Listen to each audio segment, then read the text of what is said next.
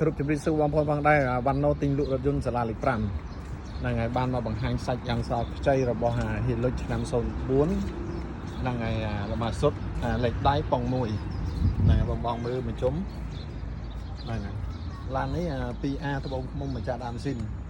ហ្នឹងហើយបានរៀបចំឲ្យបុកលាងម៉ាស៊ីនលាងអីហើយក្នុងអីគូសំបងណាហ្នឹងក្នុងអីគូសំប៉ុណ្ណឹងហ្នឹងហើយគឺជាប់មកវាអត់បាយអត់បាក់ទេមកបងបោះចង់យកទៅជីអីគឺស៊ីម៉ាស៊ូតតិចណាប្រភេទឡាននេះហ្នឹងហើយស៊ីម៉ាស៊ូតតិចប្រភេទឡាននេះអញ្ចឹងបងចាប់អារម្មណ៍ពីលុចកង់ថ្មី4គ្រាប់កង់មិនថ្មីពេកទេបានប្រហែលជា 80% ហ្នឹងហើយ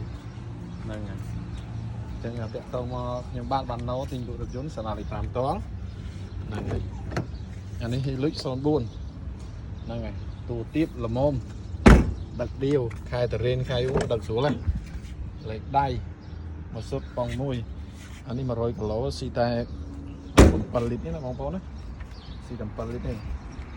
ហ្នឹងហើយចង់បានហ៊ីលុតប្រភេទមួយគ្រឿងនេះ04តាក់ទងមកបានមកផ្ទាល់ហ្នឹងហើយអរគុណច្រើនជម្រាបលា